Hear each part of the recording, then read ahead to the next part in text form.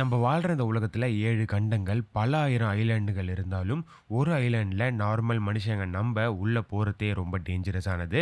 பல நாட்டோட கவர்மெண்ட் இந்த ஐலேண்டுக்கு போறது தப்பு அப்படின்னு இல்லீகல் அப்படின்னு பேனே பண்ணியிருக்காங்க. ஸோ இந்த இடத்துல நோ டூரிசம், ரிசர்ச் கிடையாது, எக்ஸ்ப்ளோர் பண்ண போக முடியாது. ட்ரிப்ஸுக்குலாம் பேசிக்கா முடியாது. நம்ப இப்படி அங்க ரிசர்ச்சுக்கோ, ட்ரிப்புக்கோ போகவே முடியாதுன்றத அந்த ஐலேண்ட்ல வாழ்ற மக்களே ஆயிரக்கணக்கான வருஷங்களுக்கு முன்னாடி கிளியரா நம்மளுக்கு புரிய வைக்கிற மாரி நெறைய வேலைகள் பண்ணியிருக்காங்க. நம்ம தூரத்துலேருந்து பார்க்கும்போது ஃபர்ஸ்ட் கிளான்ஸ்ல இந்த ஐலேண்ட் ரொம்ப அழகா இருக்கும்னு தான் சொல்லணும். காமான beaches, crystal clear blue water, கடல் வாட்டர் ரொம்ப கிளியரா ப்ளூவா அழகா இருக்கும். டென்ஸான ஃபாரஸ்ட் அந்த ஐலேண்ட் ஃபுல்லா இருக்க மாரி தெரியும். பட் இந்த அழகான இந்த ஐலேண்டுக்கு உள்ள பார்த்தீங்கன்னா, உலகத்தோட மத்த மனிதர்கள் கிட்டேருந்து ரொம்ப தனிச்சு, வெளி உலகத்தோட கான்டாக்ட்டே இல்லாத ஒரு பயங்கரமான காட்டுவாசி கூட்டம் வாழுதுன்னு தான் சொல்லணும். ஸோ இந்த காட்டுவாசி கூட்டம் மாடர்ன் வேர்ல்ட எதிர்க்குது, வெறுக்குதுன்னு தான் சொல்லணும். நம்ப இதுவரைக்கும் வெளியில இருந்து அந்த காட்டுவாசி கூட்டத்த கான்டாக்ட் பண்ண ட்ரை பண்ற எல்லா அட்டெம்ப்டும் ஃபியர், வயலன்ஸ், டெத் இதில மட்டும் தான் முடிஞ்சிருக்கு. ஸோ இப்போ நம்ப ஒரு ஜர்னில போக போறோம். இந்த ஐலேண்ட் என்னது? அது எங்க இருக்கு? ஏன் இது உலகத்தோட மோஸ்ட் டேஞ்சரஸ் ஐலேண்டா கருதப்படுது? ஏன் இந்த ஐலேண்ட்ல இருக்க இந்த ட்ரைப்ஸ், அதாவது இந்த காட்டுவாசி கூட்டத்துக்கிட்ட போகாம நம்ம தூரத்தில இருக்கிறது தான் நம்பளுக்கும் நல்லது, அவங்களுக்கும் நல்லது. இந்த மாரி விஷயங்கள பார்க்க ஆரம்பிக்கலாம். முதல்ல இந்த ஐலேண்டோட பேரு நார்த் சென்டினல் ஐலேண்ட். இது அந்தமான் ஐலேண்ட்ஸ் பக்கத்துல பே ஆஃப் பெங்கால், அதாவது இந்தியாவுக்கு ரொம்ப பக்கத்துல, இந்தியாவுக்கும் சவுத் ஈஸ்ட் ஏசியாவுக்கும் நடுவுல இந்த ஐலேண்ட் இருக்கு. இது ரொம்ப சின்ன ஐலேண்ட் தான் பரப்பளவுல. ஒரு 60 ஸ்கொயர் கிலோமீட்டர்ஸ் தான் இருக்கும். பட் இந்த ஐலேண்ட எது ரொம்ப வித்தியாசமா, ரொம்ப பயங்கரமா காட்டுதுன்னா, அது அந்த ஐலேண்டோட சைஸ் கண்டிப்பா கிடையாது. அதுல வாழ்ற மக்கள் தான். த சென்டினீல்ஸ் பீப்பிள். இந்த காட்டுவாசி மக்கள் இன்னுமே ஹண்டர் கேதரஸா தான் இருக்காங்க. அதாவது ஹியூமன்ஸ் முதல்ல இப்படி தான் நம்ம ஹண்ட் பண்ணி அத சாப்பிட்டு அப்படி வாழ்ந்திருப்போம். அதுக்கப்புறம் அக்ரிகல்ச்சர்ன்ற ஒரு விஷயத்த நம்ம கண்டுபிடிச்சு தான் சிவிலைசேஷன்ஸ்லாம் உருவாகி இப்ப நம்ம வாழ்ற வாழ்க்கையே வேற மாரி இருக்கும். இப்ப நம்ம ஹண்ட் பண்றோன்ற அவசியமே இல்ல. கடையில போய் நம்ம காசு குடுத்து வாங்குறோம். பட் அவங்க இன்னுமே ஹண்ட் பண்ணி அத சேர்த்து வச்சு அப்படி சாப்பிட்டு மட்டுமே வாழ்ற ஒரு கூட்டமா இருக்காங்க. சயின்டிஸ்ட்லாம் என்ன நம்புறாங்க ரிசர்ச் மூலியமானா, இந்த ஐலேண்ட்ல வந்த இந்த மக்கள் ஒரு 50லருந்து 60,000 வருஷத்துக்கு முன்னாடியே இந்த ஐலேண்டுக்கு போயிட்டுருப்பாங்க. அதாவது மனிதர்கள் முதல்ல ஆப்பிரிக்கால தான் தோன்றியிருப்பாங்க. பிரைமேட்ஸ்லேருந்து குரங்குலேருந்து மனுஷன் முதல்ல உருவாகி ஹோமோ சேப்பியன்ஸ் ஆப்பிரிக்கால தான் இருந்திருக்கான்.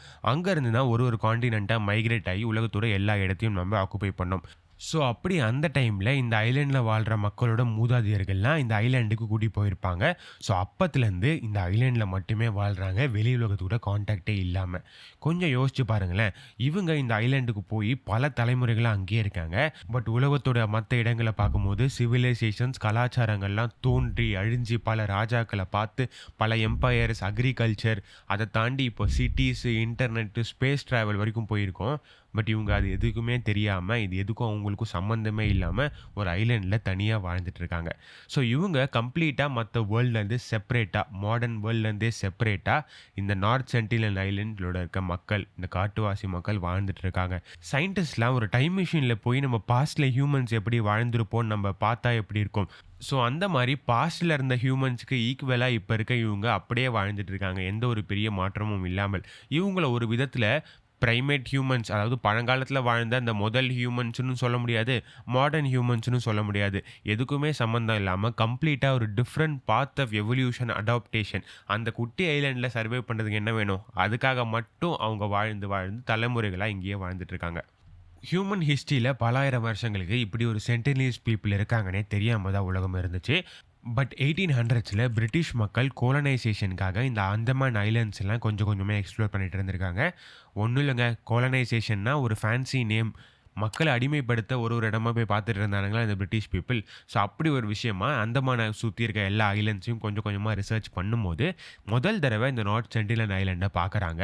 ஒரு பிரிட்டிஷ் ஆஃபீசர், அவரு பேரு மொரைஸ் விட்மல் போர்ட்மேன். ஒழுங்கா ப்ரொனவுன்ஸ் பண்ண வாய்ப்பே இல்ல. பட் இவரு முதல் தடவ அந்த ஐலேண்ட 19த் செஞ்சுரில கண்டுபிடிக்கிறாரு. ஆயுதம் எய்திய சோல்ஜர்ஸோட இறங்கி உள்ள யாராவது இருக்காங்களான்னு தேடுறாரு. முதல்ல அங்க இருந்த வில்லேஜஸ் எல்லாமே அபேண்டன்டா, மனிதர்களே இல்லாத மாரி தான் தெரிஞ்சுச்சு. ஏன்னா, இந்த சென்டினீமியஸ் பீப்பிள்லாம் காட்டுக்குள்ள போய் மறைஞ்சிருந்திருக்காங்க. பட் இவென்ச்சுவலி இந்த போர்ட்மேனோட குரூப் வந்து இந்த சென்டினியன்ஸ் பீப்பிள்ல நெறைய பேர வந்து கேப்சர் பண்ணியிருக்காங்க. எல்டரான அடல்ட்ஸ், சில்ட்ரன் எக்கச்சக்கமான பேர அந்த ஐலேண்ட்லேருந்து கடத்தி வெளியில கொண்டு போயிருக்காங்க புடிச்சு. பட் ரொம்ப பயங்கரமான ஒரு விஷயம் நடந்துச்சுன்னு தான் சொல்லணும். சிறைப்பிடித்து கொண்டு போன கொஞ்ச நேரத்திலேயே இந்த வயதான சென்டினியஸ் பீப்பிள்லாம் உடம்பு சரியில்லாம இறக்க ஆரம்பிச்சிருக்காங்க. இறந்தே போயிடுறாங்க. இதோடைய லைக்லி ரீசன் என்னவா இருக்கும்னா, அவங்க அந்த குட்டி ஐலேண்டுக்குள்ளேயே வாழ்ந்ததுனால வெளி உலகம் மத்த உலகத்துடைய வைரஸ், பாக்டீரியாக்கள்லேருந்து அவங்க உடம்பு நேச்சுரல் இம்யூனிட்டிய உருவாக்காதனால, அவங்களால வேற இடத்துல உடனே சர்வைவ் பண்ண முடியாம அவங்க இம்யூனிட்டி வீக் ஆகி இறந்துடுறாங்க. ஸோ இத பார்த்துட்டு சில்ட்ரன திருப்பி எடுத்துட்டு போய் அதே ஐலேண்ட்ல விட்டுடுறாரு. அவங்கள அது உயிர் பொழைக்கட்டும்னு. மேபி பிரிட்டிஷ் பண்ணதிலே கருணை உள்ள செயல் இதுவா இருக்கலாம். பட் அது வேற வீடியோக்காக பார்க்கலாம். ஸோ இப்போ இந்த சென்டினல்ஸ் பீப்பிள் இந்த சம்பவத்துக்கு அப்புறம் மனிதர்கள் அவுட் சைடு உலகத்தில இருக்க மனுஷங்க மேல இன்னுமே கோவமா இருக்காங்கன்ற மாரி தெரியுது. அதுக்கப்புறம் தான் நம்ம எப்ப போனாலும் தாக்குதல் அளவுக்கு ஆரம்பிச்சிருக்காங்க. ஏன்றது கிளியரா புரியும். உள்ள போய் அவங்க மனுஷங்கள கேப்சர் பண்ணிட்டு வந்தா, அந்த காட்டுவாசிகள பொறுத்தவரைக்கும் வெளியிலேருந்து யார் வந்தாலுமே டேஞ்சர்ன்னு தானே நெனைப்பாங்க. ஸோ அதுக்கப்புறம் தான் அந்த ஐலேண்டுக்குள்ள யார் போனாலும் தாக்குதல் ஆரம்பிச்சிருக்காங்க இந்த சென்டினீஸ் மக்கள். பட் இந்த கதையிலேருந்து ஒரு விஷயம் ரொம்ப ஃபேசினேட்டிங்கா நம்ம கத்துக்கலாம். இந்த சென்டினீஸ் வந்து தொலைஞ்சு போன அறிவில்லாத மக்கள் கிடையாது. வெளி உலகம் ஒண்ணு இருக்குன்னு அவங்களுக்கு நல்லாவே தெரியும். பட் ஆனாலும் அது வேணான்னு அவங்க முடிவு எடுத்திருக்காங்க. அவங்க சிம்ப்ளி இந்த வெளி உலகத்த ரிஜெக்ட் பண்ணிட்டாங்கன்னு சொல்லணும். ஒரு எவல்யூஷன் பெர்ஸ்பெக்டிவ்ல நீங்க பார்த்தீங்கன்னா, ஐசோலேஷன் ஆயிரக்கணக்கான வருஷங்களா தனியாவே வாழ்ந்திருந்த மக்கள் ரொம்ப வேற விதமா அடாப்ட் ஆகியிருப்பாங்கன்னு தான் சொல்லணும். அவங்களுடைய மொழி ரொம்ப யூனிக்கா இருக்கும். அவங்களுடைய இம்யூன் சிஸ்டம் கம்ப்ளீட்டா டிஃபரெண்ட்டா எவால்வ் ஆகியிருக்கும்னு தான் சொல்லணும். அவங்களோட சர்வைவல் ஸ்ட்ராட்டஜிஸ்லாம் ரொம்ப யூனிக்கா இருக்கும்னு சொல்லணும். அதனால தான் இன்னைக்கு வரைக்குமே இவ்ளோ மாடர்னா நம்ம மனுஷங்க மாறி ஸ்பேஸ்ல இருக்க விஷயங்களெல்லாம் கண்டுபிடிக்க ஆரம்பிச்சா கூட, இந்த சென்டினீஸ் மக்களுடைய கல்ச்சர் எப்படி இருக்கும்? இவங்க எத்தன பேர் பாப்புலேஷன்ல இருக்காங்க? இவங்க சோஷியல் ஸ்ட்ரக்சர் எப்படின்ற மாரி பேசிக்கான விஷயம் கூட நம்மளுக்கு தெரியாம இருக்கு. சயின்டிஸ்ட்லாம் என்ன சொல்றாங்கன்னா, இந்த சென்டினீஸ் மக்களும், இந்த நார்த் சென்டினல் ஐலேண்டும் உலகத்துல மத்த மனுஷங்கிட்ட இருந்து கான்டாக்ட்ல இல்லாத ரொம்ப சில இடங்கள்ல ஒரு முக்கியமான இடமா இருக்குதுன்னு சொல்றாங்க. ஸோ இப்படி இருக்கிறதுனால ஐசோலேஷன்ல பலாயிரம் வருஷங்களா வாழ்றதுனால வெளி உலகத்துலேருந்து ஒரு காமனான ஃப்ளூ வைரஸ், ஒரு சின்ன ஜுரத்தோட வைரஸ் கூட அந்த கான்டினென்ட்குள்ள போச்சுன்னா அங்க இருக்க மக்கள மொத்தமா அழிக்கிற அளவுக்கு இருக்கும். ஏன்னா அவங்க இம்யூன் சிஸ்டம் இதுக்கு அடாப்ட் ஆகாம இருக்கும். இதுவுமே மனுஷங்க அங்க போக்கூடாதுன்னு கவர்மெண்ட்ஸ்லாம் பேன் பண்ணதுக்கு ஒரு முக்கியமான ரீசன்னு சொல்லணும்.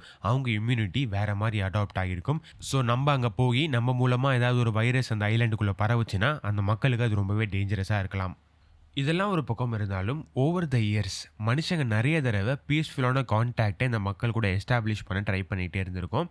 1970லேருந்து 1990ஸ் அந்த டைம் பீரியட்ல இந்தியன் டீம்ஸ் பலமுறை இந்த ஐலேண்டுக்கு போயி கோகனட்ஸு, பனானாஸு, கொஞ்சம் டூல்ஸ் இதெல்லாம் கரையில வச்சுட்டு, அந்த மக்கள ஃப்ரெண்ட்லியா அப்ரோச் பண்ண ட்ரை பண்ணியிருக்காங்க. அந்த மக்களுமே கியூரியஸா இவங்க வைக்கிறதெல்லாம் பார்த்துருக்காங்க. பட் ஒரு தடவ தான் ஃபினாமினல் பிரேக் த்ரூவா ஒரு செம்ம விஷயம் நடந்திருக்கு. 1991ல ஒரு இந்தியன் ஆந்த்ரோபாலஜிஸ்ட் அவருடைய பேரு திரிலோக்நாத் பண்டித்ன்னு சொல்றவரு, இந்த மக்கள் கூட one and only peace contact வந்து எஸ்டாப்ளிஷ் பண்ணியிருக்காரு. இந்த சென்டினீஸ் மக்கள் ஆயுதங்கள் எதுவும் இல்லாம தண்ணிக்குள்ள இறங்கி, இவர் கையிலேருந்து ஒரு தேங்காவ வாங்கிட்டு போயிருக்காங்க. பட் அதுக்கப்புறம் இது மாரி ஒரு ட்ரஸ்ட் வந்து ஃபார்ம் ஆகவே இல்ல. அதுக்கப்புறம் மாடர்ன் மனுஷங்க இவங்கள அப்ரோச் பண்ண ட்ரை பண்ண எல்லா டைமுமே சண்டையில தான் முடிஞ்சிருக்குன்னு சொல்லணும். அந்த ஐலேண்டுக்கு பக்கத்துல போனாலே அம்புகள் எய்வாங்களாம். நம்ம போட்ஸ் எல்லாம் அட்டாக் பண்ணுவாங்க. ஸோ அவுட்சைடர்ஸ் அங்கேருந்து போயே ஆகணும். அதுக்கு என்னென்னலாம் அவங்க பண்ணணுமோ அது எல்லாத்தையும் பண்ணுவாங்களாம். பட் இதெல்லாம் என்னங்க சாதாரண விஷயம். இருக்கிறதுலே மேசிவான ஒரு விஷயம் 2004ல நடக்குது. இந்தியன் பெருங்கடல சுனாமி தாக்குது. ஆயிரக்கணக்கான மக்கள் உலகத்துடைய பல்வேறு இடங்கள்லேருந்து இறந்து போனாங்க. இது நம்ம எல்லாருக்கும் தெரியும். ஸோ இந்த விஷயம் நடந்து முடிஞ்ச உடனே சென்டினீஸ் மக்கள கண்டிப்பா இந்த சுனாமி மொத்தமா அழிச்சிட்டு இருக்கும்னு உலகத்தில பல பேர் நம்புறாங்க. பட் அத செக் பண்ணலான்ட்டு இந்தியன் கவர்மெண்ட் ஒரு பெரிய ஹெலிகாப்டர் எடுத்துட்டு அந்த இடத்துக்கு போயிருக்கு. அந்த ஐலேண்ட் மேல ஹெலிகாப்டர் பறக்கும்போது ஒரு மனுஷன், ஒரு சென்டினீஸ் காட்டுவாசி ஒருத்தன் அந்த காட்டுக்குள்ளேருந்து வெளிய வந்து ஹெலிகாப்டர் மேலேயே அம்பு விட எய்ம் பண்ணியிருக்கான். அந்த டைம்ல உலகத்துக்கு அதோட பதில் கிடைச்சிருச்சு. இந்த செயின்டினீஸ் மக்கள் சுனாமிய கூட சர்வைவ் பண்ணி இன்னுமே வாழ்ந்துட்டு தான் இருக்காங்க. பட் ஒரு விஷயம் யோசிச்சு பாருங்களேன். இப்படி ஒரு டேஞ்சரஸான ஐலேண்டும், காட்டுவாசிகளும் இருக்காங்கன்னு தெரிஞ்சாலும், சில பேரு அவுட் ஆஃப் கியூரியாசிட்டில அங்க போகணும்னு ட்ரை பண்ணுவாங்க. அப்படி 2018ல ஒரு அமெரிக்கன் மிஷனரி அவரோட பேரு ஜான் ஆலன். இவரு இல்லீகலா இந்த நார்த் சென்டினல் ஐலேண்டுக்கு விசிட் பண்றாரு. அவரோட கோல் என்னவா இருக்கும்னு சொல்றாங்கன்னா, இந்த ஐலேண்டுக்குள்ள போய் இந்த மக்களுக்கு கிறிஸ்டியானிட்டிய ஸ்ப்ரெட் பண்ணணுன்றது அவரோட எய்ம். ஸோ லோக்கல் ஃபிஷர்மேனோட உதவி மூலியமா அந்த ஐலேண்டுக்கு எப்படியோ போட்ல போய் இறங்கிறாரு. முதல்ல இந்த சென்டினீஸ் மக்கள் இவர பயமுறுத்துற விதமா அவர நோக்கி அம்புகள்லாம் எய்றாங்க. பட் மறுபடியும் அவர் அந்த ஐலேண்டுக்குள்ள போக முயற்சி பண்றாரு. அதுக்கப்புறம் அவர் திரும்பியே வரல. அங்க இருக்கிற ஃபிஷர்மேன்ஸ் கிட்ட இருந்து வந்த ரிப்போர்ட் படி, இந்த மனுஷன அங்க இருக்கிற அந்த ட்ரைப் பீப்பிள், காட்டுவாசி பீப்பிள் கொன்னு அந்த பீச்லயே புதைச்சிருக்காங்க.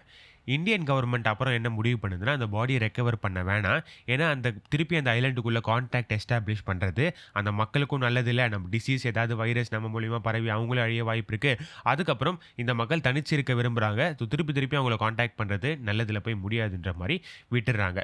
பட் இந்த நிகழ்வு உலகத்துக்கு ரொம்ப முக்கியமான ஒரு மெசேஜ சொல்லுது. நார்த் சென்டினல் ஐலேண்ட் ரேண்டமா யாராவது டூருக்கு போற ஒரு இடம் கிடையாது. ரொம்பவே டேஞ்சரஸா நம்ம உயிருக்கே ஆபத்து வர அளவுக்கு பயங்கரமான ஒரு இடம்ன்றது நம்மளுக்கு கிளியரா புரியும்.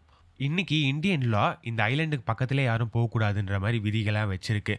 பட் இந்த விதி உண்மையாவே அவசியம் தான் நம்ம புரிஞ்சுக்கணும். ஏன் அப்படின்னு பார்த்தீங்கன்னா, இந்த ஐசோலேட்டடான காட்டுவாசிகள மனுஷங்க கான்டாக்ட் பண்ண ட்ரை பண்ணும்போதெல்லாம் பிரச்சனை மட்டுமே வந்திருக்கு. மறுபடியும் மறுபடியும் அவங்கள கான்டாக்ட் பண்ண ட்ரை பண்றது மூலமா அவங்களுக்கு நெறைய டிசீஸ்கள் போய் சேரும். அவங்களோட சிவிலைசேஷன்ஸ், அவங்களுடைய கலாச்சாரங்கள் அழியறதுக்கான வாய்ப்புகள் இருக்கு. நம்ம மனுஷங்க பல 1000 வருஷங்களுக்கு முன்னாடி மறந்த சில விஷயத்த இந்த பீப்பிள் இன்னுமே ஃபாலோ பண்ணிட்டு இருக்காங்க. அவங்க என்ன ஃபாலோ பண்றாங்கன்னா, சர்வைவல் உயிர் வாழ்றதுக்கு எக்ஸ்பேண்ட் பண்ணிக்கினே இருக்கணுன்றது அவசியம் கிடையாது. சம்டைம்ஸ் ஒரே இடத்துல குரூப்பா வாழ்றது மட்டுமே போதுன்றது அவங்களுடைய வாழ்க்கை நியதி. ஏன்னா, இப்ப நம்ப சேட்டலைட்ட வச்சு உலகத்தோட எல்லா இடத்தையும் மேப் பண்ணிடுறோம். நம்மளுக்கு தெரியாம எதுவுமே இருக்காது. உலகத்தோட எல்லா இடத்தையும் எக்ஸ்ப்ளோர் பண்ணிடுவோம். ஆனாலுமே நார்த் சென்டினல் ஐலேண்ட் இன்னுமே ஒரு மிஸ்ட்ரி தான். இந்த காட்டுவாசிகள் மூலியமா மனுஷங்களுமே ரொம்ப ஒரு டைவர்ஸான ஸ்பீஷீஸ் தான். நம்பளுக்கு தெரியாமயும் பலவிதமான மக்கள் இந்த உலகத்துல இருந்துட்டு இருக்காங்கன்றத நம்மளுக்கு ஒரு கிளியரான பாடமா சொல்லுதுன்னு தான் நினைக்கிறோம். இதுலேருந்து உலகத்தோட சில இடங்கள கான்க்வெர் பண்ணி கேப்சர் பண்றது அவசியம் இல்ல. சில இடங்கள அப்படியே விடுறது தான் நல்லது. அப்படின்றத கிளியரா சென்டினலீஸ் மக்களும், நார்த் சென்டினல் ஐலேண்டும் நம்மளுக்கு புரிய வைக்குது. ஏன்னா, ஒண்ணே ஒண்ணு நம்ம கிளியரா ஞாபகம் வச்சுக்கணும். நார்த் சென்டினல் ஐலேண்ட் ஒரு மிஸ்ட்ரியோ, பயங்கரமான இடமோ அதெல்லாம் கிடையாது. அது சிம்ப்ளி ஒரு ஹோம். அந்த மக்களோட வீடு, அவங்களுடைய வாழ்க்கை. அங்க உள்ள போறவங்கள அவங்க தாக்குறாங்க. ஏன்னா, அவங்களுக்கு அவங்க சேஃப்டி முக்கியம். இத பத்தி நீங்க என்ன நினைக்கிறீங்கன்றத கீழ கமெண்ட்ஸ்ல சொல்லுங்க. இதே மாரி உலகத்த பத்தின நெறைய விஷயங்கள், நெறைய உயிரினங்கள தெரிஞ்சுக்கணும்னா, உங்களுக்கே தெரியும் என்ன பண்ணணுன்ட்டு.